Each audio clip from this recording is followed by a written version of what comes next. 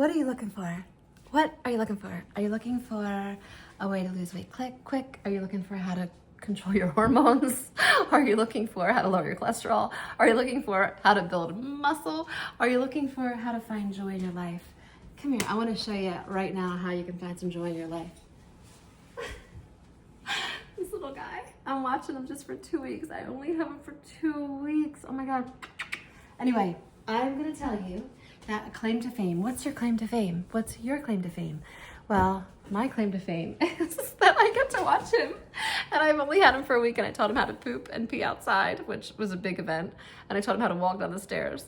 But my claim to fame is nothing. I have no claim to fame. And I'm sure that you all have a claim to fame that isn't what you thought it was going to be. Your life has changed. Maybe you're divorced. Maybe you're a little fluffier than you thought you would be at this age. Maybe you realized at 55, skin deep beauty is fading away quickly.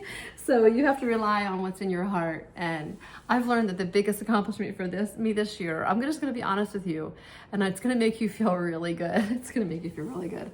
My biggest accomplishment this year, I've had 3 wicked years. I'll tell you, a lot of people dying that I loved, just a lot of breakup, heartache.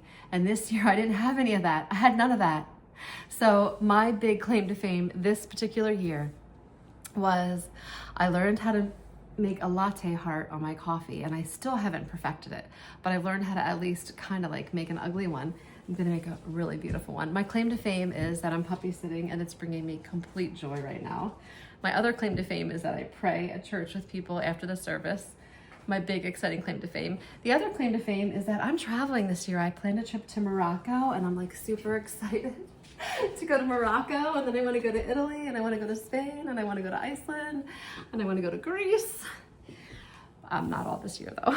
But my biggest claim to fame is that I'm 50 days on Duolingo with Italian, and I feel like I'm really learning. I did like, oh my gosh, almost more than 200 days of German, and I actually was really learning that, but I thought I'm not probably going to go to Germany as much as I want to go to Italy, and this puppy is biting my toes right now. So what I was going to tell you is I'm making this little video because I want to put up a podcast for Stand Up and Redo this week on my new YouTube channel. The puppy's biting my big toe, and I didn't have one ready because I took down the 3 that were about dating, the 3 that were about, they were kind of raunchy. I really thought, oh my gosh, these are horrible. I cannot put these up. So I took them down, and I wanted to revise them and get them out in like a classy manner, because I thought for all of you single ladies like me and men who might be getting ready to date or date, I kind of wanted to share some real life, not experiences, because I don't want to talk about my dating experiences, because I got to keep that private or no one will ever date me. But I want to talk with other people and share information with you about dating, because that's where my life is going, hopefully in the next year or so. But I also have learned and I know it sounds like a joke, and everyone's like, oh, you have to learn to be alone with yourself. You should be single for a year. And I always thought that was so ridiculous. But now I don't, because I'm learning to be alone with myself. And I'm laughing at the puppy. I'm so sorry. He is so precious. I'm learning to be alone with myself and not be lonely. I'm really learning that. And it's been a challenge for me, because my whole life this year has changed into a place that I have never been before in my whole entire life. First off, I went through menopause in like 1 year. Ouch. I gained weight more than I've ever gained in my life, which that's not a big boo-hoo is me, but I am just like all of you. I am divorced, and I heard sadly that it's going up. The divorce rate in women and men, of course, women and men, people over 50 is going up. Even though divorce rates overall are going down, in people over 50, they're going up. So that breaks my heart. But I'm just learning that I feel like I'm learning to cherish. I'm decreasing my friend circle to be, ow! You little bugger. Anyway, I'm decreasing my friend circle to be a little bit smaller, and I started the podcast in July, and I hope you listen to it. It's a really great podcast.